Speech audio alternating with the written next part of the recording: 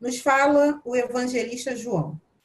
É necessário que ele cresça e que eu diminua.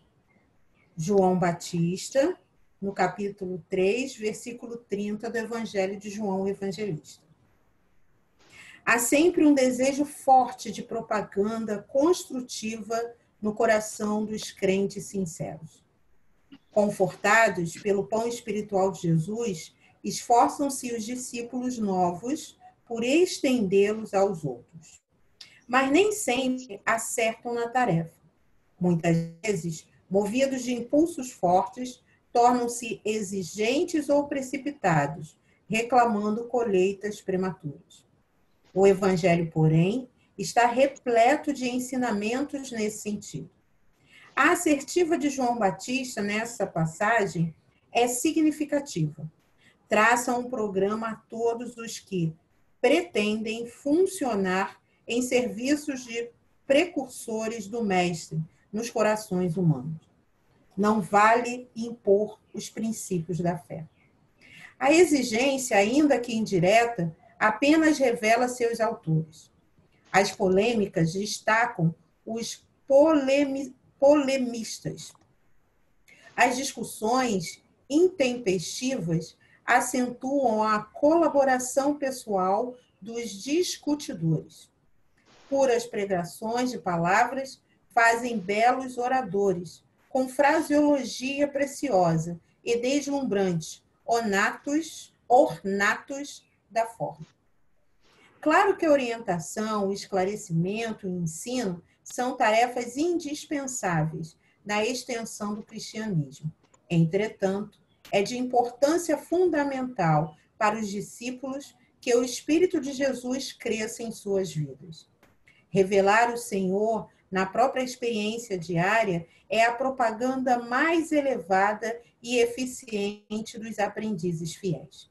Se realmente desejas estender as claridades de tua fé, lembra-te de que o Mestre precisa crescer em teus atos, palavras e pensamento, no convívio com todos os que te cercam o coração. Somente nessa diretriz é possível atender ao divino administrador e servir aos semelhantes, curando-se a hipertrofia congenial do eu. Então, vamos orar, né? Neste momento de hora, Senhor, unimos os nossos pensamentos e o direcionamos a Ti, buscando, Senhor, a tranquilidade, a orientação, que nos chega através das palavras do Mestre Jesus, das palavras dos seus evangelistas e daqueles, Senhor, que foram seus discípulos.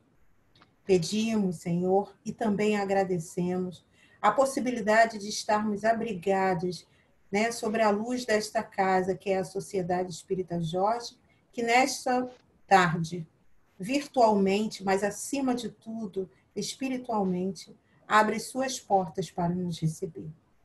Que possamos, Senhor, fazer desses minutos, desta hora em que pretendemos estar juntos, a melhor hora possível, nos refazendo, higienizando os nossos pensamentos, nos encorajando, nos envolvendo, Senhor, com a sua esperança, com a sua perseverança, com o seu equilíbrio. Que tenhamos uma tarde de muita paz, que possas envolver, Senhor, nosso amigo Cláudio Munhões, que está na tarde de hoje com a tarefa de nos trazer os seus ensinamentos. Muito obrigado, Senhor. Graças a Deus. E agora, a gente vai passar a palavra para o nosso amigo Cláudio Munhões, que vai trazer para a gente, né, o tema Jesus e Paulo de Tarso, o vaso escolhido, que é um tema desenvolvido no Evangelho. É com você agora, tá, Cláudio? Muito boa tarde a todos, queridos companheiros. Que a paz de Jesus esteja com todos nós agora e sempre. Muita alegria que estamos aqui reunidos para falar e refletir sobre uma passagem do Evangelho de Jesus à luz da doutrina espírita e pedimos à espiritualidade para que possamos nos deixar envolver por essas vibrações e conseguir captar daquele tempo, daquela energia toda, a atmosfera para podermos, então, desenvolver o tema que vamos colocar aqui para a nossa reflexão no estudo de hoje. Jesus e Paulo de Tarso, o vaso escolhido. Logo depois da morte de Jesus, e foi um período assim em que os seguidores do Mestre, os apóstolos, estavam muito temerosos, e graças àquelas aparições que Jesus fez no cenáculo, primeiro diante de Maria de Magdala, depois no cenáculo, e durante 40 dias, eles se sentiram fortalecidos para continuar o trabalho, né? Sabendo que Jesus continuava vivo no plano espiritual, liderando todo esse programa que ele pessoalmente veio trazer, e agora lá do plano espiritual, então ele estaria junto com os seus seguidores para que empreendessem um novo passo de divulgação da Boa Nova. Nessa época, surge um jovem doutor da lei chamado Saulo de Tarso. Ele teve como orientador Gamaliel, que dentre os membros do Sinédrio era um daqueles que nutriam por Jesus uma grande simpatia. Na verdade, ele e Nicodemos, né? Basicamente. E Gamaliel foi o orientador de Saulo. Mas Saulo começou as suas atividades como doutor da lei e, informado por um amigo chamado Sadoc, sobre a existência daquele movimento que crescia muito de seguidores de Jesus, e aquilo chamou a atenção dele. Então, a partir desse momento, Saulo começou a observar, foi até a Casa do Caminho, ouviu os encontros, os discursos, principalmente os discursos de Estevão. E, diante dessa situação, como um defensor fervoroso da lei de Moisés, da Torá, das escrituras sagradas judaicas, ele viu naquele movimento uma afronta à lei. E, a partir daquele momento, empreendeu uma campanha de perseguição àqueles que seguiam a Jesus. Então, foi um período assim muito, muito triste, de muita violência, muita perseguição, prisões, interrogatórios, inclusive morte. E quando a coisa parecia que estava assim chegando ao auge, Saulo consegue, junto com o sumo sacerdote, autorização para ir até Damasco, né? E aí seria através da sinagoga de Damasco, porque soube que vários seguidores de Jesus tinham fugido para lá. Então, ele conseguiu essa autorização no sentido de que, encontrando esses seguidores do Cristo, pudesse prendê-los e conduzi-los de volta a Jerusalém. E assim o fez, né? Empreendeu aquela viagem. E é interessante que, quando nós lemos o relato de Emmanuel em Paulo Estevão, o que se sucede com Saulo ao longo dessa viagem é algo interessante, porque ele vai acompanhado de três homens, né? Mas ele vai em silêncio. Ele vai em silêncio e dentro dele deve estar se passando uma série de conflitos, porque ele tinha aquele fervor da perseguição, mas, ao mesmo tempo, alguma coisa começava a surgir dentro dele. E ele não tinha consciência disso. Então, ele fez essa viagem praticamente em silêncio. E, quando estava chegando às portas de Damasco, e é interessante essa expressão, as portas, né? Tem várias passagens, tanto no Antigo Testamento quanto no Novo, em que essa menção a se chegar à porta de uma cidade, ela tem um sentido revelador daquilo que vai suceder ao longo do desenvolvimento de cada passagem, né? Então, quando ele está se aproximando das portas de Damasco, uma luz surge diante dele, assim, muito, muito vigorosa. Ele se assusta, cai do camelo, aquela luz o cega, né? Muito intensa, por ter sido muito intensa. E aí, então, ele ouve uma voz. Saul, Saul, por que me persegues? Saul é uma expressão aramaica de Saulo, né? Então, Saulo, ouvindo aquela voz, disse: quem és, Senhor? Aí aquela voz vai dizer para ele assim: eu sou Jesus, aquele que tu persegues. Duro é para ti recalcitrar contra os aguilhões. E aí, Saulo, rendido, né, dobrado em joelhos, né? E esse fato de estar dobrado em joelhos representa dobrar-se diante do próprio orgulho, diante daquela situação grandiosa. Ele pergunta: que queres que faça? E aí Jesus diz: levanta-te e entra na cidade. Lá te será dito o que te convém fazer. Então, essa frase também ela traz um simbolismo muito grande. Primeiro, diante de uma situação aparentemente de dificuldade, o que temos a fazer? Levantar. Entrar na cidade. E ali aguardar, porque nos será dito o que nos convém fazer. Então, assim ele fez, foi conduzido até uma estalagem. E um tempinho mais adiante, Jesus aparece para Ananias. E aí comenta sobre essa questão e incumbe Ananias de ser o emissário para se encontrar com Saulo, então ali fazer o que tinha que fazer. Não apenas curando da cegueira, mas também orientando o que o doutor da lei deveria fazer.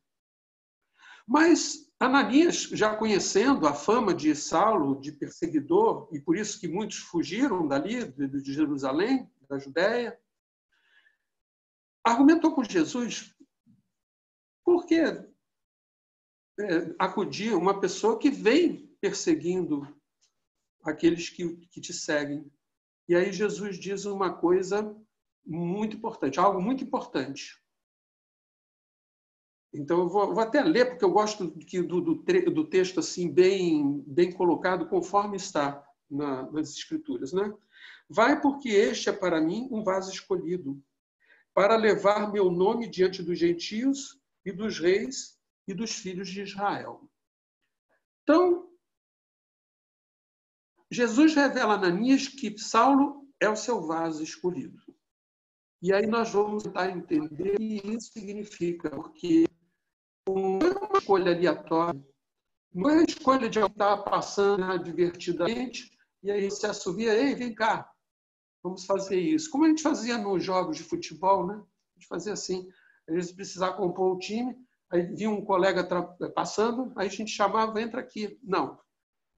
Essa questão do vaso escolhido é algo muito sério, porque Jesus veio cumprir uma parte do extenso programa de evolução, né, que foi preparado para a humanidade da Terra. A começar pela primeira revelação, aí transcorrido um tempo, vem Jesus trazer a segunda, ele promete enviar um Consolador que vai nos trazer a terceira, e aí nós teríamos a composição desse conjunto harmonioso de ensinamentos espirituais para nós, espíritos imperfeitos, em experiência evolutiva no mundo de expiações e provas, no sentido de que nos preparássemos para um salto na nossa evolução, pois o planeta estaria para passar a condição de um mundo de regeneração e nós, como espíritos imperfeitos, trabalhando no sentido de nos tornarmos espíritos bons. Então, isso tudo fazia parte desse contexto. E para esse trabalho, após a vinda de Jesus, após a partida de Jesus para o mundo espiritual, vários dos apóstolos teriam missões importantes para levar, além das fronteiras da Palestina, ou seja, para o mundo greco-romano e expandindo também para o Oriente e por toda aquela região da Europa, até chegar à Espanha, né, passando por Roma. O papel dos apóstolos, dos seguidores do Cristo, foi muito importante, mas dentro do programa havia uma figura central, que seria, vamos dizer assim, o grande protagonista desse movimento, de levar a palavra do Cristo, os ensinamentos do Cristo, para o resto da humanidade. E essa escolha, ela é feita com muito critério e preparada também com extremo critério. Primeiro, qual o espírito que estaria talhado para essa missão? nós poderíamos imaginar, é um espírito extremamente iluminado, né? Mas aí, quando nós observamos a trajetória desse espírito, como Saulo, né, como doutor da lei, nós vamos perceber que não se tratava bem disso. Era uma outra questão. Porque o mais interessante no Evangelho é que Jesus veio e ele contou com aqueles ajudantes todos tirados do meio da humanidade. Espíritos imperfeitos que estavam na sua luta, que tinham suas dificuldades, mas foi dali que ele tirou todo o seu grupo de auxiliares, de assessores no desenvolvimento do trabalho. Ele não desceu anjos do céu, com espíritos de grande iluminação. O grande efeito do Evangelho é justamente esse, de contar com todos aqueles que estão na luta evolutiva ainda, lutando contra as suas dificuldades interiores, para cada um vencer a si mesmo e, através desses ensinamentos, transcender. Então, é um processo longo de construção. E aí, então, foi nesse sentido que escolheram esse espírito. Por conta das suas características. Aquelas características que são identificadas na personalidade de Paulo. Assim, nós encontramos muitas pessoas que, às vezes, não se colocam numa posição muito clara, às vezes dissimulam muitas coisas. E Paulo era um espírito absolutamente transparente. Ele tinha dentro de si uma paixão no sentido, vamos dizer, positivo, a paixão que nos movimenta para a luta, para as realizações. Onde quer que ele estivesse, ou de que ponto de vista ele iria trabalhar tudo isso.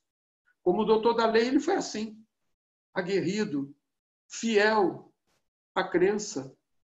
Mas esse encontro com Jesus foi algo que veio despertar. O texto no Evangelho, em Atos dos Apóstolos diz assim, a conversão de Paulo. Mas eu não chamo isso de conversão, porque Paulo foi preparado na espiritualidade para essa missão.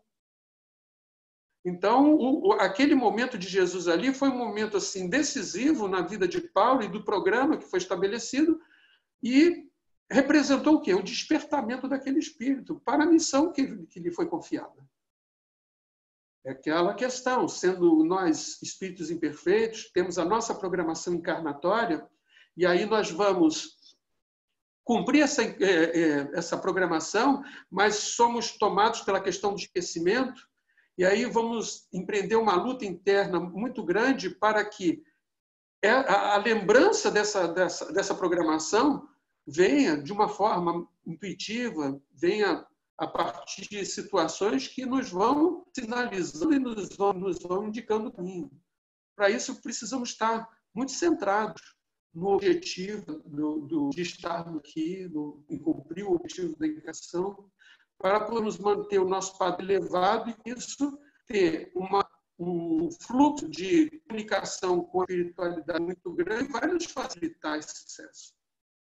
Porque se não entregues a materialidade, tudo fica muito fechado em nós e nós não conseguimos ficar.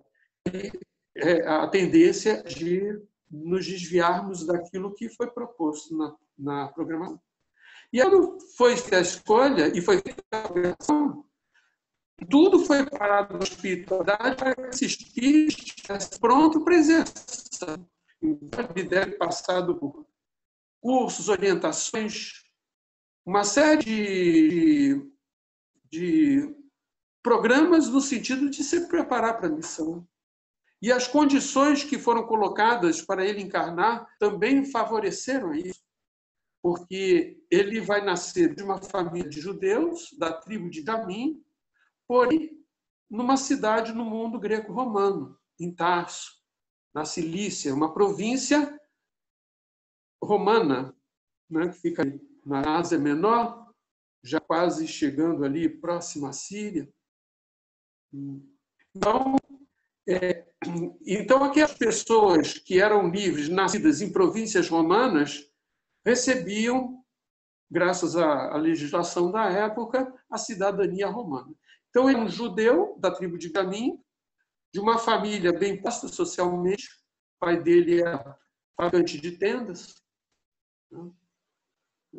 Então, um artesão.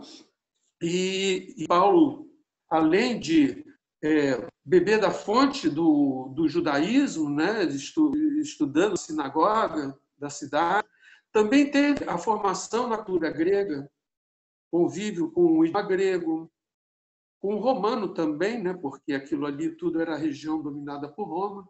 Então, ele tinha acesso a culturas variadas, mas ele tinha aquela sua origem judaica.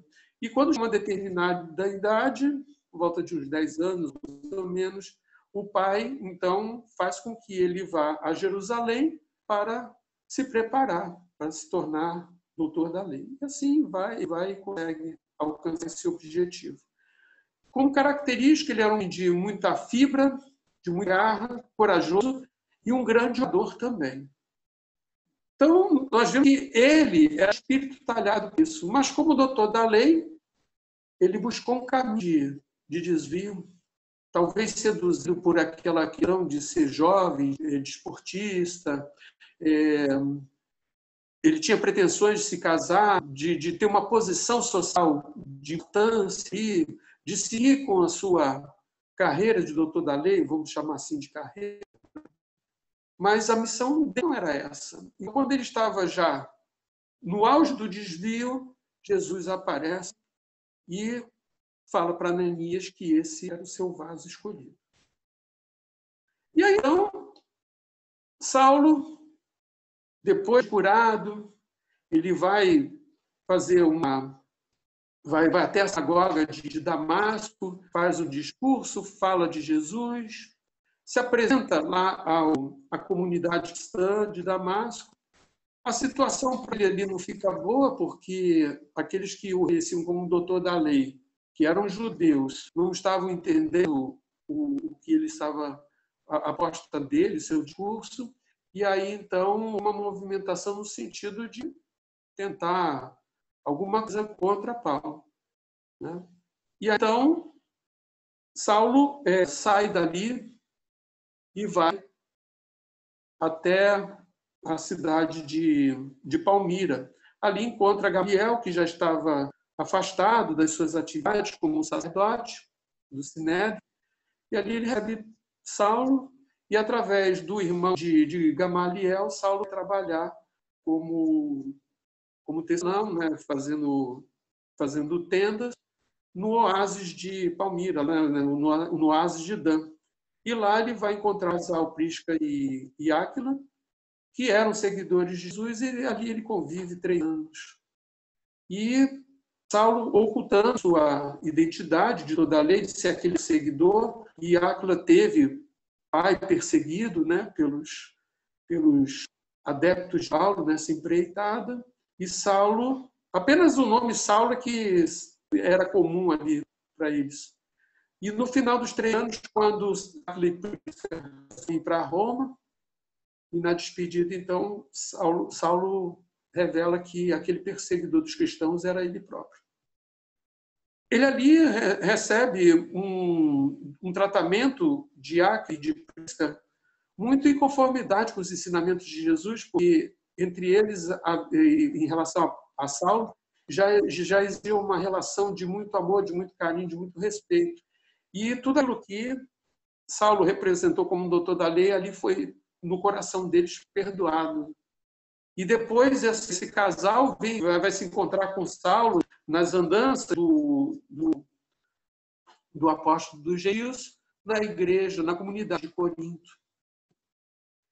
Então, passados esses 3 anos, Saulo volta a Damasco, e aí então já existia contra o doutor da lei uma ordem de prisão, e não achavam a ordem de prisão, e precisavam achar aquela ordem de prisão, e aí os seguidores de Jesus, os da comunidade cristã de Damasco, resolveram tirar Saulo dali, e Saulo então voltou para Jerusalém. E foi bater onde? Foi bater na casa do caminho. Aí ele foi recebido com certa desconfiança, não aceitaram de pronto, pediram para ele aguardar, incumbiram Barnabé de conversar com ele alguma coisa. Barnabé, conversando com ele, chegou para os homens lá do caminho e disseram que ele está arrependido, que ele verdadeiramente era um seguidor do Cristo. Então ele foi admitido ali, foi tratado Pedro durante umas 2 semanas, 15 dias mais ou menos. Pedro deu a ele. Ele tinha recebido de Gamaliel os escritos de Levi, né, os primeiros escritos do que hoje nós temos o Evangelho de Mateus, né, que nós chamamos de outro Evangelho, né, que não era o Evangelho conforme está a Bíblia hoje, mas eram alguns escritos relativos aos ensinamentos que vamos encontrar na Bíblia. Então, ele foi tratado ali e a orientação que Pedro disse que ele voltasse à sua terra e pudesse fazer uma reflexão grande em relação àquilo. E ali, então, ele vai para Tarso, vai ficar nas montanhas do Taurus e ali passa 3 anos sozinho, isolado, trabalhando no trabalho, né, de selão, fazendo texto, quando, num determinado momento, Barnabé aparece lá e o leva para a igreja de Antioquia, e assim Saulo vai iniciar toda uma trajetória. No começo ele tentou fazer alguns cursos, mas ainda não estava tarde para isso, não estava amadurecido o suficiente. Aí ele foi orientado a se dedicar a outras tarefas, enquanto se aprimorava, né? E aí, num determinado momento, abreviando a história, né, porque o tempo é um pouco reduzido, mas para mostrar essa questão do vaso escolhido, né? Então, ele, num determinado momento, tem intuição, seria fundamental fazer viagens missionárias para levar ao mundo greco-romano a palavra do Cristo. Então, ele e Barnabé, então, organizaram a primeira viagem, e depois da primeira viagem vieram mais 2 viagens em que ele percorreu toda a Ásia Menor, a Macedônia, a Grécia, e ele tinha planos para seguir até Roma. Mas nesse caminho, o que acontece? Tiago, o justo, que era um estudante da casa da Minho, envia uma carta pedindo ajuda porque os fariseus e os homens do Sinédrio voltaram a recrudescer com as perseguições. Paulo relutou, e aí, orientado por Estevão e pela própria Abigail, ele então acessa um dos textos dos rolinhos de Levi e abre justamente naquela passagem que diz assim: conte-te depressa teu adversário enquanto estás no caminho com ele. E aí, orientado pela ex-noiva, ela disse que ele deveria ir, porque ele estaria de uma forma depois em Roma, numa outra circunstância. Então, ele foi buscar essa situação, acabou sendo preso, e aí ele vai efetivamente para Roma, na condição de preso domiciliado, né? E aí, então, depois experimenta um período breve de liberdade. Dizem que ele chegou a ir até a Espanha, depois retorna, aí ele vai ser preso e morto. Então, a questão do vaso escolhido é justamente isso. O vaso é um recipiente, é uma peça que pode ser utilizado, um utensílio de casa, pode ser também usado como um enfeite, é considerado um instrumento, e o vaso escolhido é um instrumento para aquilo que aprendi. E essa escolha foi feita pessoalmente no Cristo, não naquele momento ali, quando Saulo passava pelo caminho, estava chegando a Damasco, ou quando ele comunicou a Ananias. A escolha já tinha sido feita antes. Por isso que Jesus pessoalmente parece de dele.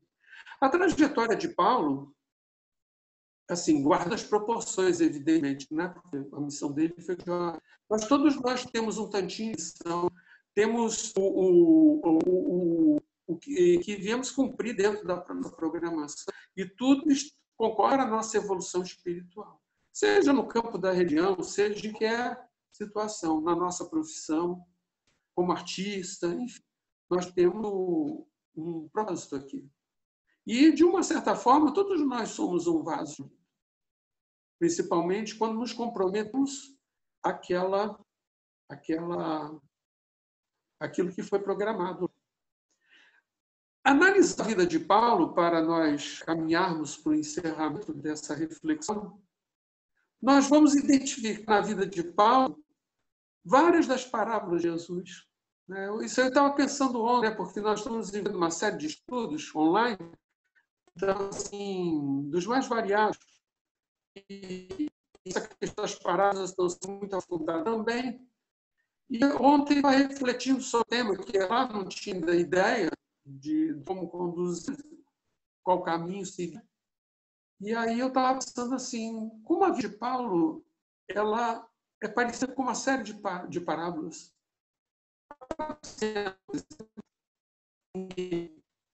O semeado sai para semear e lançando as suas sementes em várias partes do terreno. Cada parte do terreno tem uma característica que representa aquilo que somos interiormente. Então, são 6 perfis que vamos encontrar, né? Aquele que tem dentro de si a terra parecida com a do caminho, aquela terra que a terra dos espinheiros e a boa terra, em que a semente, ao germinar, ela cresce e aí depois essa árvore vai dar a cada um conforme a sua capacidade de realização. 100, outra 60, outra 30. E Paulo de Tarso, né? Depois, na primeira viagem, quando ele está iniciando a primeira viagem em Chipre, ele muda o nome de Saulo para Paulo. Então, essa parábola representa a vida de Paulo. Aquela semente que caiu na terra, porque ele foi terra do caminho, ele foi terra do pedregal, foi terra dos pinheiros, e ele também terra boa. Tudo isso é encarnação só.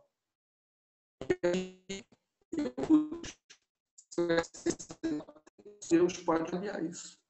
Na minha de concepção, ele deu os, né?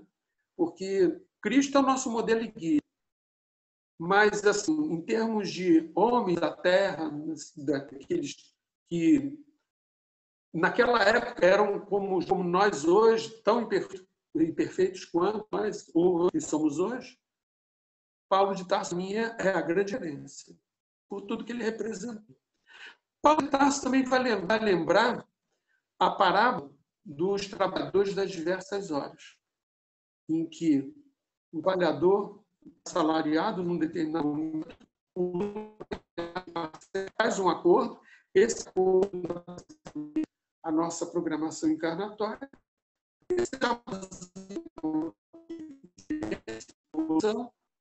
ao final, ao prestarmos as contas, o Senhor vai cumprir o que está. Isso foi feito. Tarso também lembra a parábola do filho, aquele que pede a herança de realizar uma obra ali junto com o pai. Mas ele no fundo do poço, ele cai em si. Faz essa reflexão daquilo que era a vida dele, o que ele deixou para trás, e o que ele faz? Retoma o carro de volta. Passa por todas as dificuldades e quando já está um pouco mais distante, o pai, o vendo, vai ao seu encontro e abraça. E dali faz aquela festa. Porque foi a festa para um espírito vencedor. E Paulo representa essa parábola também. E qualquer outra parábola, né? Do trigo e do joio, por exemplo. O trigo e o joio cresciam dentro dele. Estavam bem crescidos. E aí, no auge, na hora que ia fazer a ceifa, Jesus aparece. E aí, discernimento de tirar de dentro de si o joio para deixar o trigo florescer. E daí ser colhido e colocado no celeiro. E toda a obra que Paulo deixa é o trigo que é colhido e colocado no celeiro dentro de nós. Então, Paulo tem essa referência. As parábolas resumem a trajetória de Paulo. As parábolas resumem nossa trajetória. Por isso, assim como ele, todos nós, guardando as porções, somos o vaso escolhido do Cristo. Que a paz de Jesus esteja com todos agora e sempre, que assim seja. Muito obrigada, Cláudio.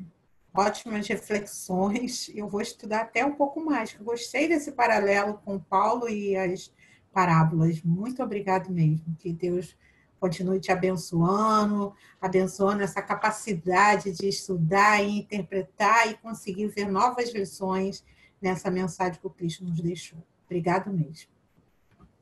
Então, agora nós vamos fazer a nossa prece de encerramento. Pedimos mais uma vez que possamos nos unir em pensamento. Primeiro, agradecendo, né, essa grande oportunidade, diante desse momento difícil que todos nós estamos passando, termos minutos para estarmos refletindo sobre Jesus e esses grandes homens que são os modelos, que são os espelhos, né, necessários para que a gente possa perceber que é possível, que devemos perseverar, que devemos acreditar, que temos potenciais de realizações do bem. Muito obrigado mesmo, Jesus, por esses momentos. Muito obrigado mais uma vez ao nosso irmão Cláudio, que o Senhor possa abençoá-lo, que possa favorecer, né, que ele continue sendo esse vaso escolhido a nos trazer grandes lições do Evangelho. Muito obrigada pela Sociedade Espírita Jorge e tenhamos não só uma tarde, mas uma semana de paz. Muito obrigada. Graças a Deus.